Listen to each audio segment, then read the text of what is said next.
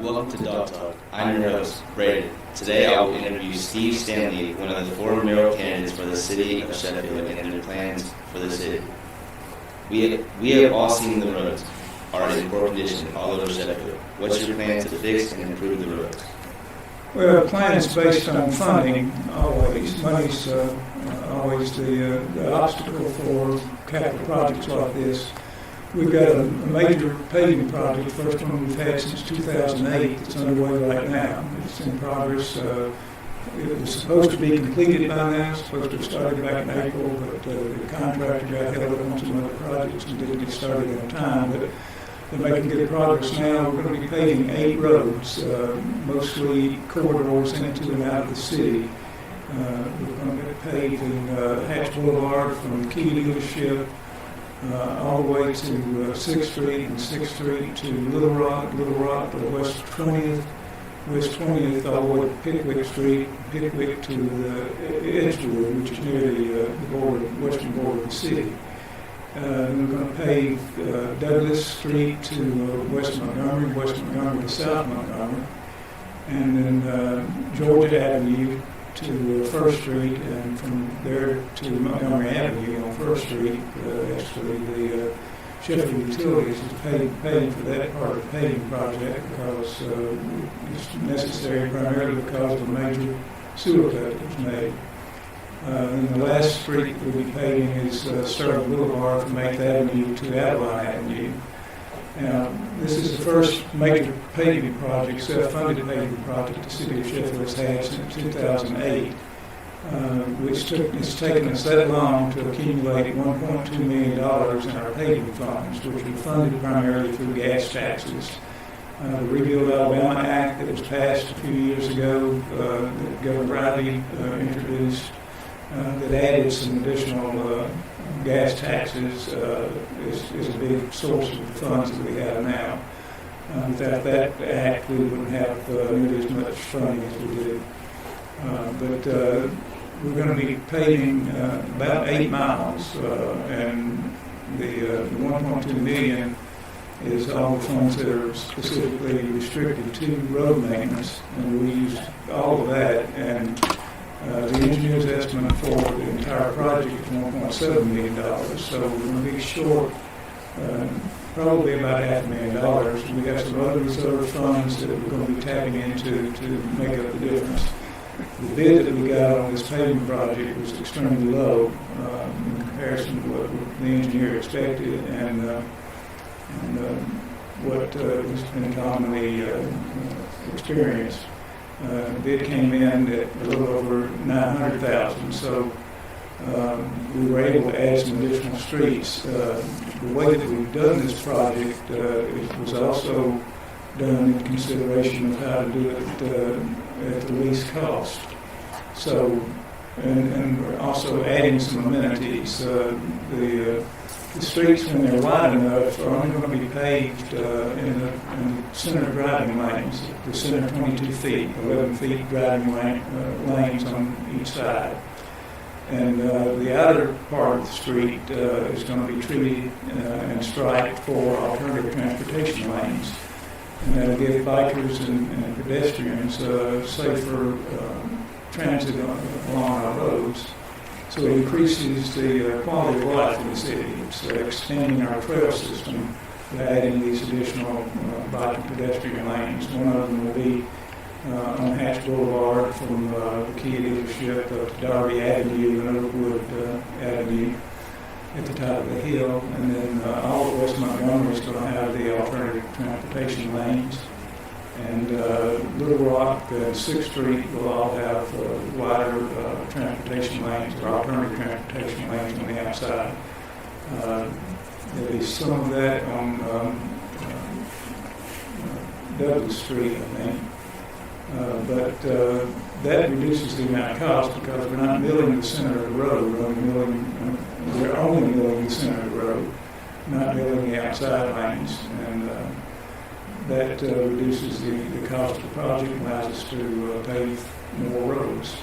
So, and then the third advantage of doing that, narrowing the lanes, is that it calms the traffic. So we won't have people speeding as much as they do. currently on a wide road. You get a better, more comfortable feel when you're driving on a wide road than you do on with narrow lanes. So that's the strategy that we have for this paving project.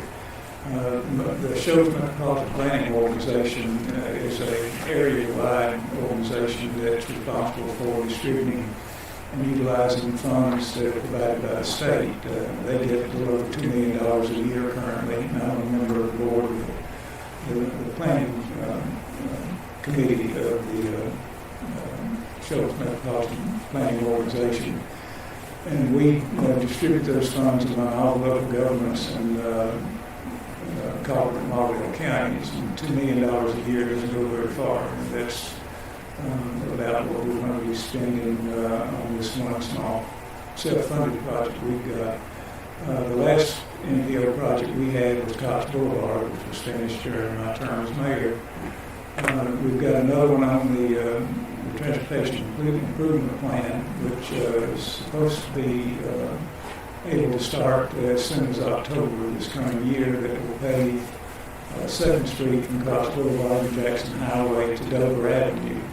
So we're making good progress on improving our main corridors, but we don't have funds available to use to pave a lot of our residential streets and smaller streets around the city, which is a deficiency that I'd like to find a way to overcome. We're considering using the revenue that we receive from the Sheffield Alabama Act to fund a loan that we could take out and utilize those funds before inflation eats away at the value of them. Still looking at that and trying to consider the long-term effects of it, because that means that we don't accumulate large sums like we have for this paving project.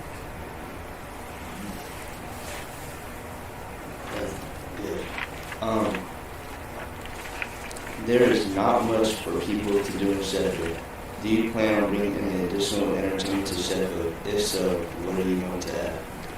Well, the city government really isn't in the business of providing entertainment. We do encourage developers and to develop entertainment venues, and we've got a profound music recording industry history in Sheffield. Show sound studios and the other studios. We have a number of studios still active. So, and I'm on the board of the Sheffield's Industrial Development Committee, and we manage the funding that's available to the Sheffield's Industrial Development Economic Development Authority, and they've implemented a program that provides funding to recording studios for recording projects that can bring in national stars like used to come here for recording sessions at Mr. Show Sound Studio. We're hoping that will stimulate some more entertainment opportunities in our area, and we're always encouraging our businesses downtown to have live entertainment, and we support their efforts to develop venues that will make that possible and convenient and available. We've got a major project that we've been working on for way too long, but it hasn't come to fruition. But the Inspiration Landing project and Furnace Hill development is still a viable possibility. The developers are still working on that project. The city did participate in it by investing in building infrastructure. We built roads and sewer and water infrastructure for that project to facilitate it. We actually got an EPA cleanup grant to clean up the site, which was formerly an unregulated municipal landfill for the city of Sheffield. It's where the 5 blast furnaces that were located on that site when the city was founded that were demolished in the 1920s, and they did a poor job of demolition because there's substantial remnants of those furnaces still there. And they'll become points of interest on the development if it's ever funded and actually materializes. So we're hoping that will provide, and it would provide a very significant entertainment venue in the Sheffield's area, just a regional attraction. That is really good. We will now take it to Aiden in downtown Sheffield to continue with a few more questions. Good afternoon. My name is Aiden, and I'm a senior at Sheffield High School. I have a question for Mr. Stanley. What is the vision for the city of Sheffield? What is the vision for the city of Sheffield? What is the vision for the city of Sheffield? Aiden, Thanks, Brandon. Over in downtown, we have a lot of abandoned buildings. Do you plan on knocking them down or making them into something useful? Well, we just got through knocking one down, but that's not our primary desire or objective. It requires a little bit of background to understand our circumstances. And Sheffield was founded in 1885 by Alfred Moses, a Montgomery banker who came up. He had been wanting to found a city, and somebody recommended he look at this site, which is where Andrew Jackson had camped when he was building his military road. He actually proposed a town called York Bluff on this site. That never materialized, but Captain Moses laid out the city, and it was very successful and grew consistently over the first 75 years. In 1952, Alabama Department of Transportation wanted to widen US 43 that came through the middle of Tuscany and Sheffield, came down south at Jackson Highway, South Montgomery Avenue, across the tracks, and on the 1st Street and 2nd Street to Jackson Highway, and went across the bridge to Florence. That was US 43 at that time. To widen it would require an overpass to be built, and downtown Sheffield was the center of commerce for Cobb County at the time. It was bustling and very prosperous and successful. And the city fathers decided they didn't want to disrupt all that, so they asked Alabama to move the highway to where Wood Avenue is. In doing so, they created a bypass of Sheffield. And that wasn't apparent to the city leaders for a long time. But over time, commercial activities started developing around the U.S. highway that had been relocated to Muscle Shoals. Muscle Shoals had a population of less than 2,000 in 1950. Sheffield was over 10,000. Between 1960 and 2010, because of the change in the transportation flow and the resulting change in commerce developing, in 1968, they built Southgate Mall in Muscle Shoals, which was the first mall in the Shoals area. And downtown Sheffield and downtown Tuscany, for that matter, both became ghost towns shortly after that. So between 1960 and 2010, as a consequence of all of this, Sheffield lost a third of its population, and Muscle Shoals' population tripled. When you consider what the consequences of that are, you have a surplus housing stock for the third, it becomes empty, vacant housing stock. Eventually becomes blighted. The same thing happens with commercial property. When businesses close and people move out of the commercial areas, those buildings become empty and eventually become blighted. Mayor Billy Don Anderson, when he was in office in 2004 to 2008, got several projects started. I worked with him. We formed the Sheffield Redevelopment Authority in 2005, and I volunteered to be the chair of that, and was chair of it until 2022. And after I became mayor, I stepped down and gave somebody else a chance to work on it. But we worked together on the first project to renovate our downtown streetscape, which was 3rd Street. We collaborated with the Tennessee Valley Art Association to get funding for them to add a marquee that's on the Ritz now, and the city renovated the streetscape on 3rd Street. And we got additional projects over the years and renovated Montgomery Avenue all the way from 1st Street to 6th Street. That stimulated some developers to have confidence that they could buy some of the buildings downtown real cheaply and renovate them. And you see the results of that now. The downtown business district is has improved significantly. We still have some vacant buildings downtown and in other areas of the city. The way we're addressing that, Sheffield doesn't have a very strong tax base because of that shift in commerce. In 2020, I got the gross sales tax receipts from all 4 of the cities in the Shoals area and divided the 2020 census into it to get a per capita sales tax rate. And so I can judge how we were funded compared to how Tuscany, Muscle Shoals, and Florence were funded. Our per capita tax rate at that time was $327. Tuscany's was $376. Florence's was $934, and Muscle Shoals was $987. Muscle Shoals' per capita sales tax base is exactly 3 times what ours is. So when you have a weak tax base like that and you don't have adequate funding, it limits what you can do. So we've had to find ways to do things as efficiently as possible.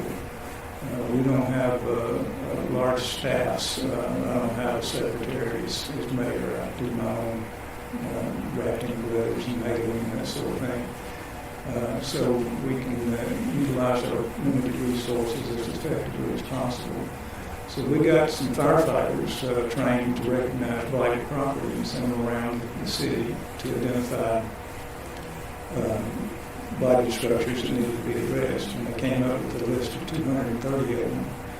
We contacted the owners, told them that if they didn't fix the problem, that the city was going to have to take legal action to resolve it. And that cut the number of blighted structures down to about 130. Now, we are working on those 130, just working down a prioritized list to try to get those blighted conditions resolved. And that's the long-term strategy that we have to improve the appearance of the city and make it more attractive for people to move here and live. We've got the prettiest natural setting of all four cities by far. So we've got 5.5 miles of waterfront in Sheffield on the Tennessee River and Spring Creek. The city owns 3.25 miles of that. That's where Riverfront Park is and the Stanley Lake overlook. I've got an application in for a transportation alternative program grant that will build another trail along the bluff, from the Stanley Lake along Gordon Drive, come around Jackson Hollow, and come back behind the recreation center and go down to Ellie Wilson School. That'll open up another vista of the scenery that the city offers over the river and add more trail systems for people to have recreation opportunities and for students to take field trips. So we're trying to maximize our assets and opportunities with the limited financial resources we've got. That's a long story to describe what we're going to do about downtown blighted buildings, but it's not a simple problem and it didn't deserve a simple answer. That's great. For our next question, what are your plans to do with the big field at the Riverfront Park? Do you plan to keep it the same or change it? Well, temporarily, we won't do anything at that location. We've got a project to replace a 38-inch sewer line that runs in that area. It's going to require some significant construction activity, so we want to wait till we get that project completed. We have determined that the stage that's there needs to be replaced. It's in bad condition. It was located in the wrong place. We want to move it further back from the pavilion so that there's more area for spectators and the audience for events to be there. But that's the current idea about how to use that space. We're certainly open to other ideas and encourage any input from students and citizens in general about how we can improve the city. Thank you for taking your time out of your day to come down to Dawg Talk. Is there anything you would like to say before you go?